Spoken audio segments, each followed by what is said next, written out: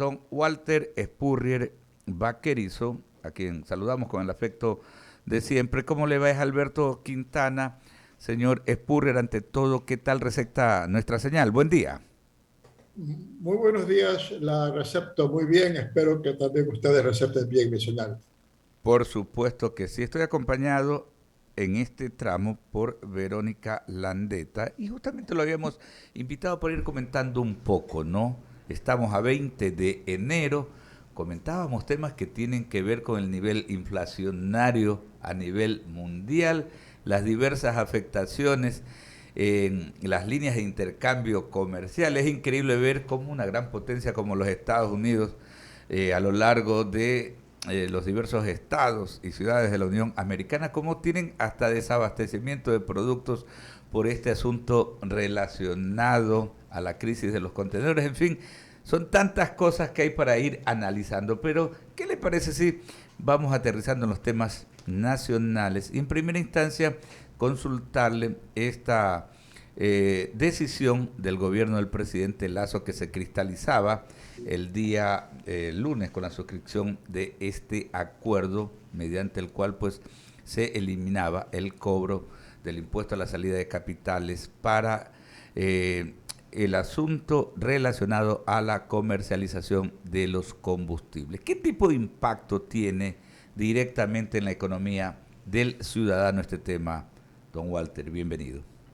Eh, Gracias por la invitación. De inmediato no tiene un efecto a los ciudadanos porque lo que sucede es que todavía el negocio de los combustibles lo atiende Petroecuador. Y la idea es de que vamos a ir hacia un sistema en el cual los combustibles lo va a atender la empresa privada. Parte de eso, pues, era la política que se ha suspendido de llegar a eliminar los subsidios a los combustibles. Entonces, la empresa privada, entre las cosas que le decían las autoridades, es: nosotros no podemos competir con Petroecuador, porque Petroecuador no paga IVA y Petroecuador no paga ISB y nosotros sí. En otras palabras, por los impuestos, nuestras importaciones siempre van a ser más caras que las de Petroecuador. No hay competencia. Entonces, este es un paso para eliminar esa dificultad. Otros se tomaron ya en la ley.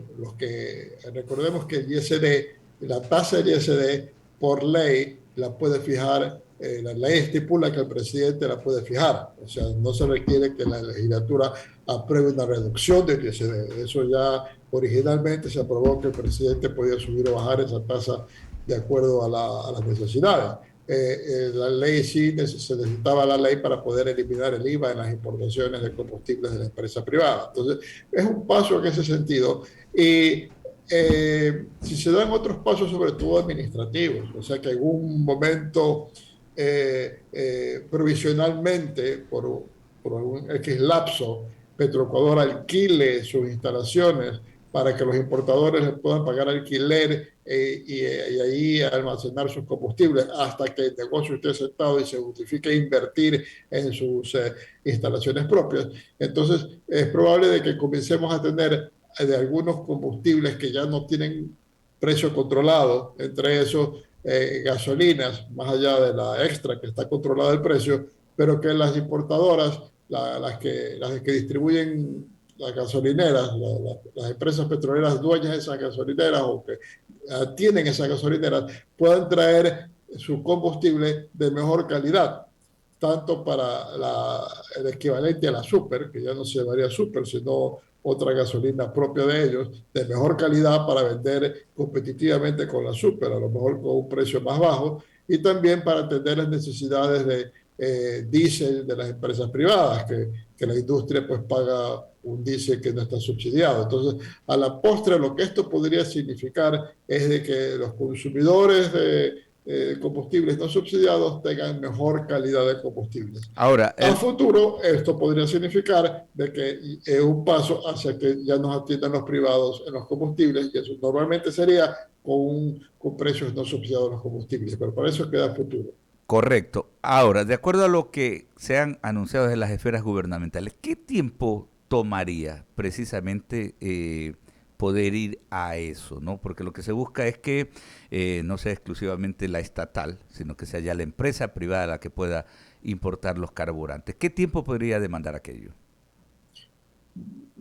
Es difícil juzgar, mucho depende de decisiones administrativas, y mucho depende del interés que puedan tener las empresas privadas. Yo pienso que las empresas privadas probablemente comenzarían por vender combustibles a la industria, por ejemplo, ¿no? Entonces, o para empezar, traer combustibles para vender a las naves de paso, para atender a la flota, por ejemplo, ¿no?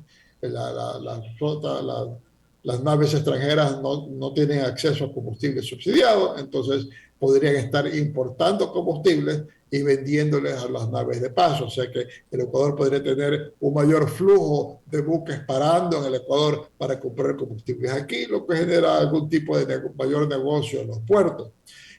Luego, si Petroecuador se mueve rápido para para poderle alquilar las instalaciones, parte de sus instalaciones de las empresas privadas, quizás comencemos a ver ya que en un lapso relativamente corto que se estén vendiendo diésel a las industrias y quizás también combustibles de alto octanaje, que sean más caros que la extra, pero que igual compitan con la super y podría ser relativamente corto. Pero como digo, mucho depende de decisiones administrativas y del apetito que tengan las empresas para esos mercados. Es muy difícil ponerle tiempo a eso. Correcto. Ahora, definitivamente, ¿no? Me lleva esto a consultarle, pues en la misma línea que tiene que ver con el tema petrolero. ¿No? En momentos en que el precio del barril del petróleo está bastante bueno, ¿no? Está ahora 86,34 el West Texas Intermediate. Ayer hubo una rueda de prensa del flamante gerente de Petroecuador. Varias cosas dejó en el tapete, ¿no? Usted que es un seguidor de esta materia, de estos tópicos para el análisis, sí me gustaría conocer la lectura que sacó de los pronunciamientos que hacía el titular de Petroecuador, ¿no? Porque en términos generales, por ejemplo, decía que no se descarta el ir a un Petroecuador SA, el tema de ir en el camino que ha pedido el presidente, incrementar la explotación petrolera hasta llegar a un barril a un millón de barriles diarios de petróleo, ¿no?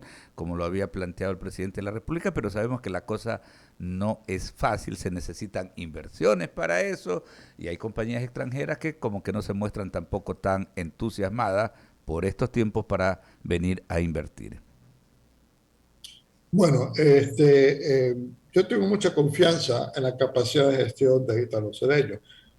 Yo lo conocí a Ítalo Cedeño cuando estaba en Petroecuador, ya hace varias décadas. Me pidieron a mí que contribuya ayudando a negociar ciertos contratos petroleros por parte de Petroecuador, y ahí lo conocí como funcionario de Petroecuador. Después también se ha desempeñado en el sector privado, sabe cómo tomar decisiones, y él ha sido uno de los principales impulsores de la política de 1 millón de barriles diarios. Entonces, yo pienso que él va a atacar el problema y va a avanzar por varios frentes. Hay frentes que son relativamente más fáciles de avanzar, relativamente más fáciles de avanzar. Por ejemplo, Petroecuador tiene un sinnúmero de campos a su cargo y no puede atenderlos a todos, no puede, tiene que concentrar su capacidad económica en los que son más interesantes, hay otros que no son tan interesantes, pero pueden serlo para empresas privadas. Aquí no estamos pensando ya, lamentablemente, en el ingreso de grandes empresas multinacionales. No van a venir la Shell, no va a venir Exxon, no va a venir, incluso Repsol está saliendo del país, pero hay empresas relativamente pequeñas especializadas en trabajar en América Latina, en las cuales va a haber interés, y es posible también que algunas de las que están ya en el país, sobre todo las empresas chinas o la empresa Cipetrol chilena, que ha dado muy buenos resultados a su trabajo en el país, y esas pueden estar interesadas en esos bloques, y eso significa una mayor inversión para ir aumentando la producción. Luego también tienen el plan que en los campos más grandes, como el campo Sacha, Sacha. ahí hay un contrato de participación. ¿Cuál es la idea del contrato de participación? El contrato de participación es de que la empresa contratista va a hacer inversiones de riesgo para aumentar la producción, porque si bien corre un riesgo si encuentra más crudo, va a tener un mayor beneficio.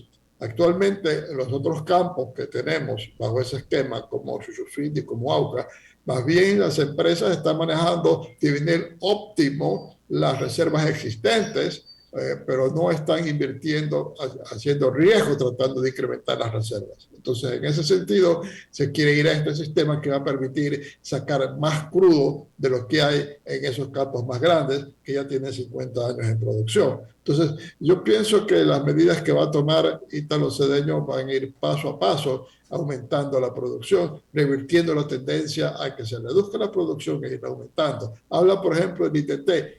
Tanto se ha hablado de Ispingo, que es el campo más importante dentro del ITT, y sin embargo, bajo el gobierno de Lenín Moreno estuvo paralizado. Entonces ya habla de Ítalo Cedeño de conseguir una empresa para que comience la primera fase de Ispingo para incrementar la producción ese crudo, y luego suponemos que va a buscar que el Ministerio de Medio Ambiente le dé las licencias ambientales para los nuevos bloques. Y por último, que mencionaste del asunto de Petroecuador S.A., hay que ir a eso.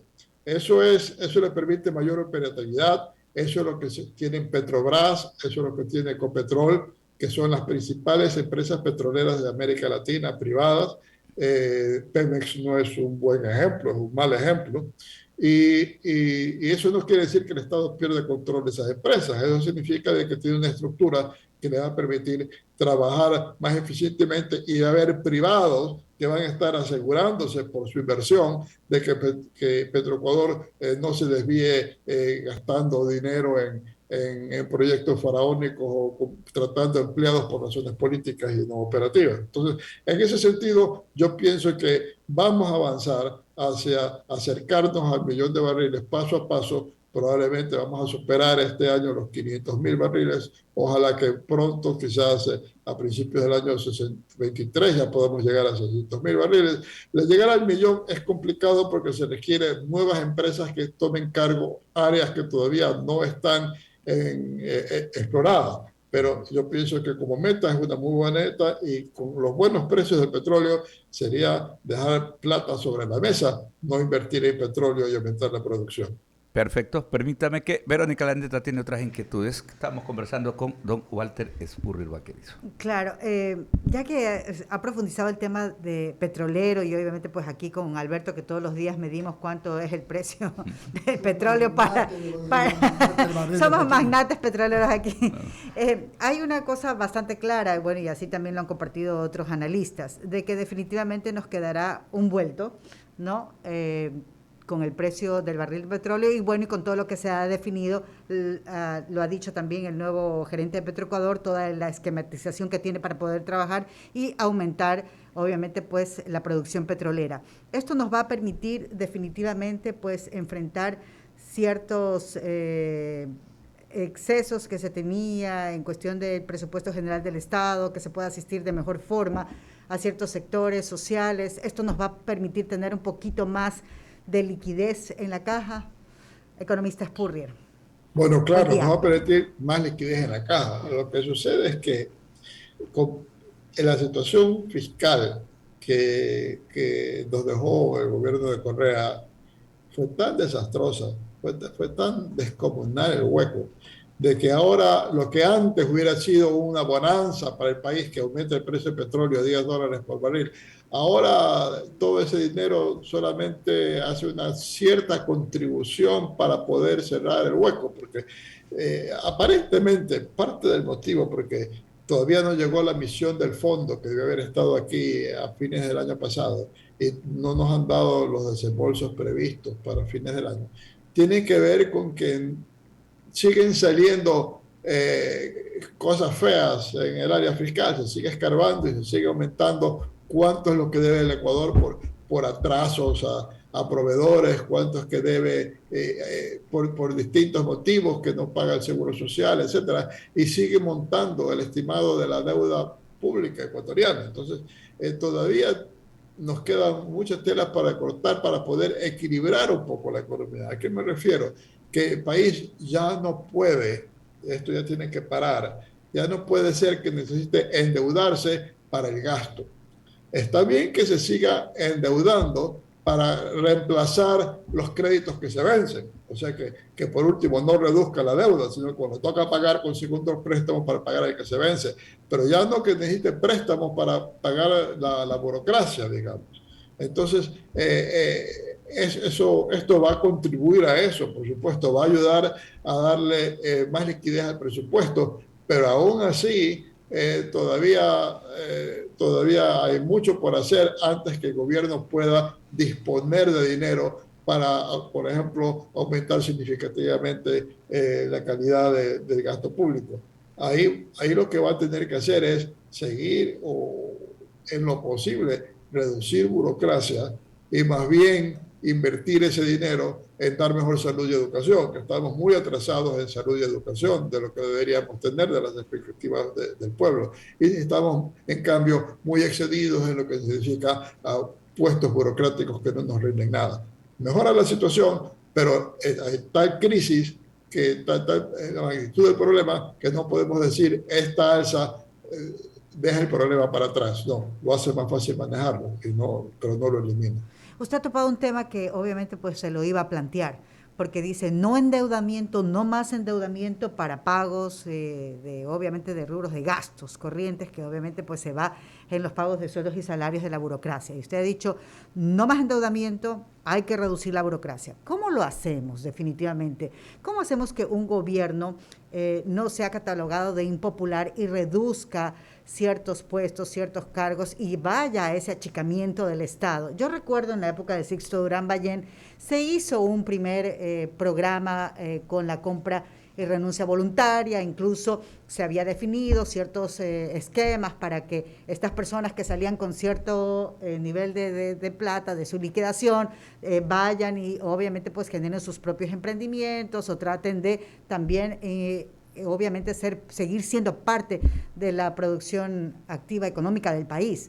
¿Cómo lo hacemos? ¿Cómo evita un gobierno ser calificado de impopular e ir a ese achicamiento definitivamente que se necesita y se requiere para poder tener un Estado mucho más ágil y que gaste menos? Bueno, entre estratos acostumbrados a tener una canonjía en el sector público o sectores en los cuales es normal que se aspire a tener un cargo en el sector público, un cargo burocrático en el sector público. Un trato de, digamos, un empleo de cuello blanco. No estamos hablando de un médico o enfermera o maestra o policía, estamos hablando de puestos administrativos. Siempre va a ser impopular cualquier medida que se tome para reducir la oferta de empleo.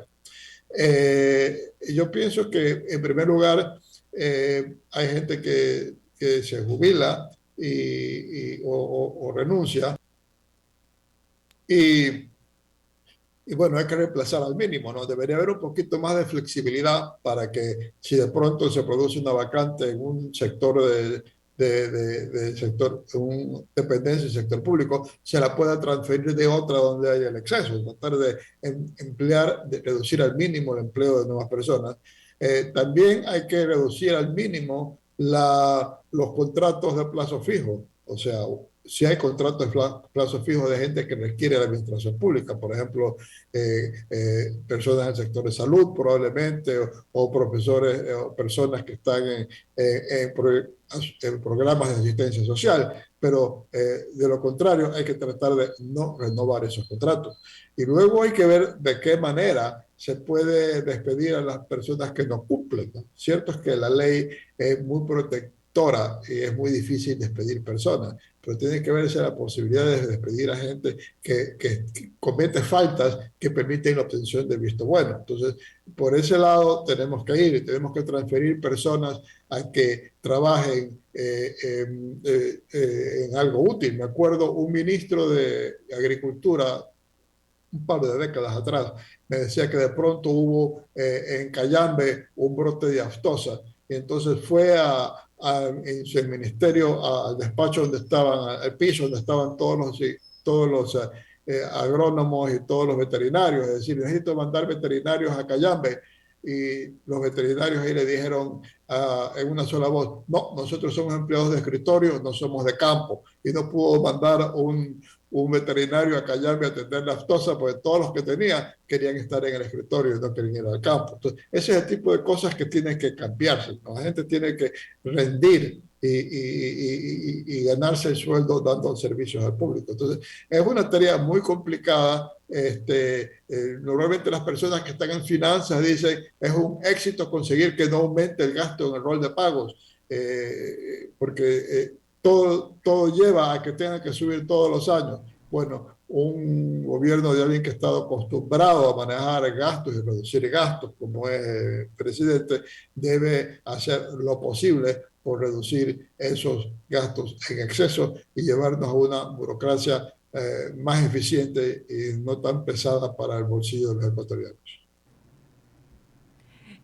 ¿Cómo le va, economista? Lucía Jaramillo le saluda. Quiero basarme en un artículo que usted escribió para un diario conocido del país que se llama Una cita en Pekín.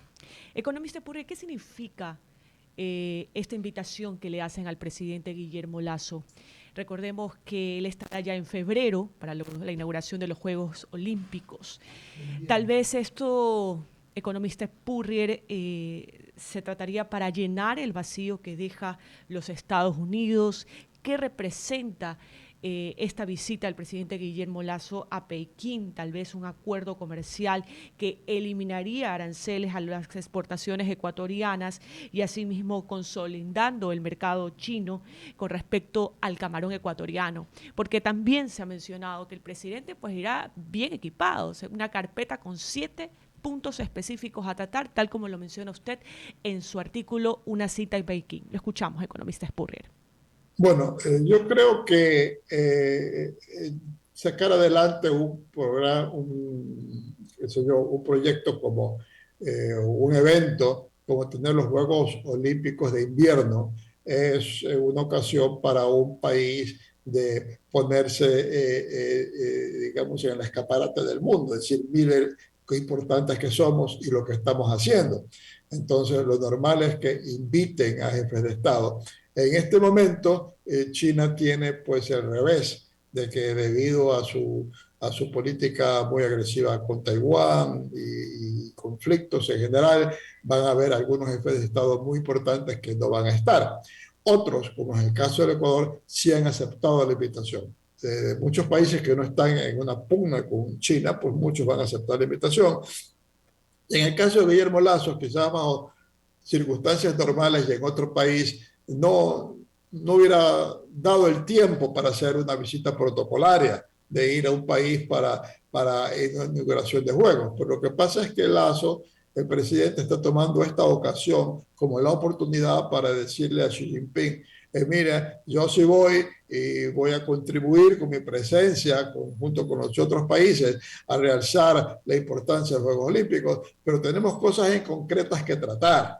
Tenemos cosas en concretas que tratar y probablemente esas cosas ya las ha venido preparando el gobierno ecuatoriano con el gobierno chino, porque uno no va a una reunión presidencial a sacar cosas nuevas, porque ningún presidente está listo para atender de improviso cosas nuevas que le traiga un jefe de otro jefe de Estado. Entonces tiene que haber si ya negociado cosas y tiene que haber, bueno, ya de hecho en el pasado una reunión telefónica, una cita telefónica, y Xi Jinping dijo, sí, yo pienso que para marzo podemos tener un acuerdo comercial. Yo pienso que lo que se podría pensar es que para marzo se inician las negociaciones de un acuerdo comercial.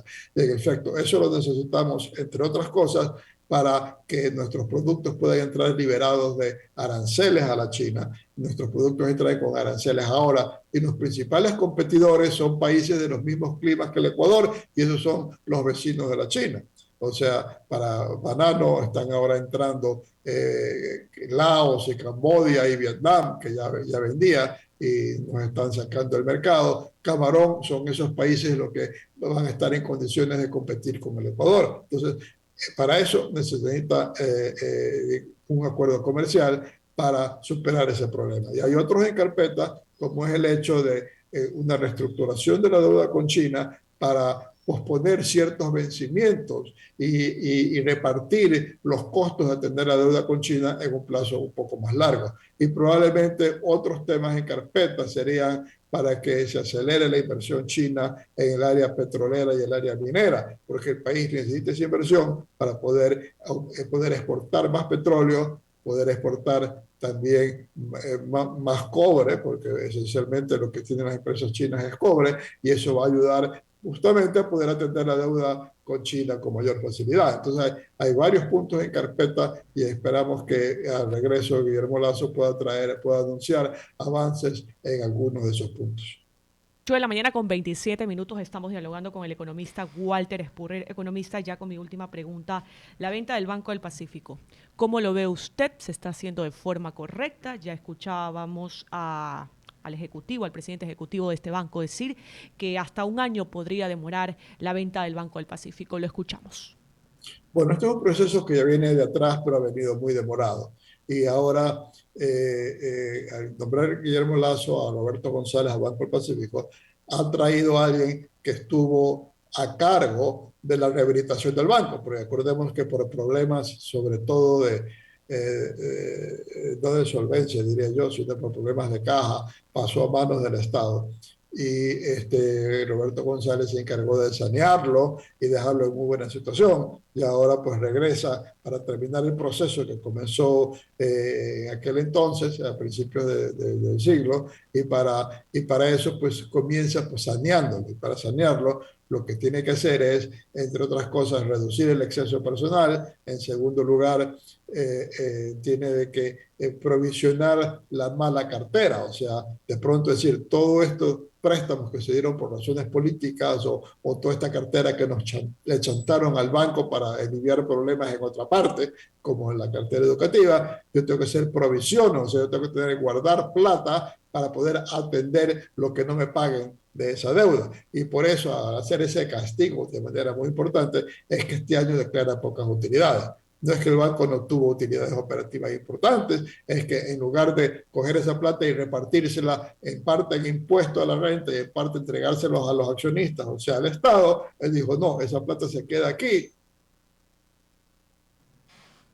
y con esa plata voy a atender las futuras pérdidas, con lo que lo está mejorando.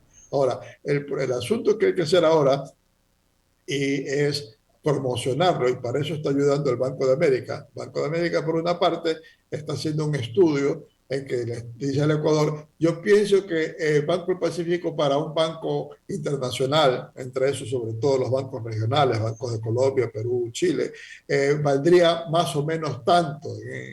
En nuestra experiencia y usando nuestra metodología, el rango sería este. Y mientras tanto, mientras que le dice eso al gobierno ecuatoriano, está promocionando el banco a los potenciales compradores. Entonces, yo sí pienso que el país se beneficiaría enormemente de que se concrete que entre un banco extranjero con una posición importante en el país para poder dinamizar más el mercado financiero nacional, e incluso si es un banco que pudiese traer fondos del exterior, donde las captaciones pagan menos, porque en el Ecuador se paga un interés importante sobre los depósitos, y poder estimular a una competencia hacia bajar las tasas de interés para los créditos. Entonces, en ese sentido, yo además, conociendo en detalle el manejo de Roberto González a principios del siglo, y lo digo en detalle porque lo que estoy haciendo ahora ya lo estaba haciendo yo hace 20 años, yo tengo confianza que el procedimiento es correcto y que va a traer buenos resultados para el país. 8 de la mañana con 31 minutos, sigue con más preguntas el abogado Eduardo Mendoza, a quien demás pues saludamos y damos la bienvenida. A todos mis compañeros, a Walter de la audiencia y a la ciberaudiencia o televidencia.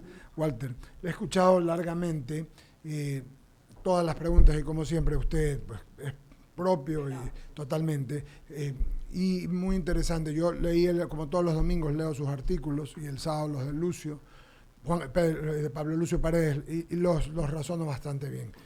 Antier tuve la oportunidad de estar con el canciller y conversé con él y está en la línea de lo que hablamos según la pregunta de Lucía. Mi pregunta básicamente tiene que ver con un razonamiento. y porque ya hablamos del nuevo yacimiento que el presidente anunció ayer, de petróleo, lo que genera más, etcétera. Verónica preguntó, se habló de los precios de petróleo, se ha hablado en general del viaje a China del presidente, aprovechando los juegos de invierno, lo que se va a hacer allá y de la venta de este banco. Hablo y le voy a hablar del gasto público rápidamente. Escucho por los temas de seguridad que todos los días nos tocan hablar y porque la gente nos lo pide y nosotros, interpretadores de lo que la gente, de la opinión pública de la gente, nos dicen siempre es, hablen de esto, nos escriben, nos llaman. Escuché al gobernador ayer en la tarde, casualmente que lo entrevistamos en el diálogo de la tarde, decir, y ya lo ha dicho un par de veces acá, y seguramente en otros medios, que el promedio de un policía, creo que son por cada 10.000 habitantes 4 policías o 1.000, y aquí tenemos el equivalente a 2.67 policías, para hablarlo en números, que se necesitarían 4, es decir, estamos abajo con el saldo, ¿no? Pero contratar más policías y la dotación y todo lo que exige nos traería consigo aún más gasto público, Walter.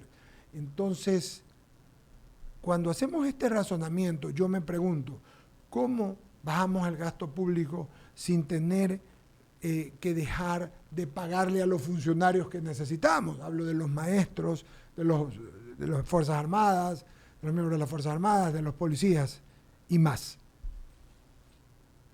Bueno, mira, Eduardo, lo que sucede es que si te pones a ver los ingresos fiscales y sumas los ingresos por impuestos y sumas los ingresos por el petróleo que se exporta, encuentras que el Ecuador es un país que tiene un nivel de ingresos fiscales muy importante en relación al tamaño de la economía, más importante que algunos de los países vecinos. Y sin embargo, como bien señala Eduardo, el caso de los servicios de seguridad, y yo mencioné en mi presentación, en la pregunta que me hicieron, mencioné de salud y educación, pero es lo mismo. En seguridad, salud y educación estamos muy mal y tenemos un nivel de gasto alto para un país de América Latina. Entonces, el resultado es que llega a la conclusión que gastamos mal, que el sector público gasta mal. El sector público no es que le falte ingresos, es que bota la plata en lo que no debe y no le invierte como debe ser. Entonces, aquí sí debería haber un poquito más de cooperación de los otros poderes del Estado para ver de qué manera mejoramos la calidad del gasto público. No creo que nadie en su buen sentido va a decir, no, si contrataron gente inútil y los sistemas son malos, está bien porque son sus derechos y no podemos mejorarlo. Eso no tiene venta.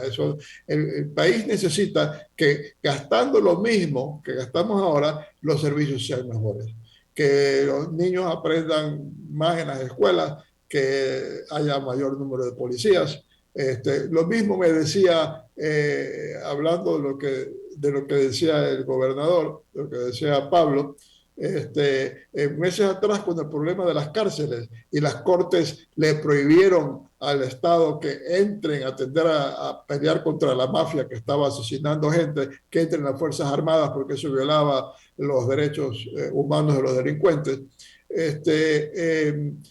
Decía, si yo mando todos los policías que tengo que mandar, dejo a la ciudad de Guayaquil según solo policía, y toda la cosa se pone peor. Entonces, en efecto, hay que mejorar la calidad del gasto público, no seguirla aumentando, ¿ya? Entonces, en ese sentido, yo creo que el gobierno tiene,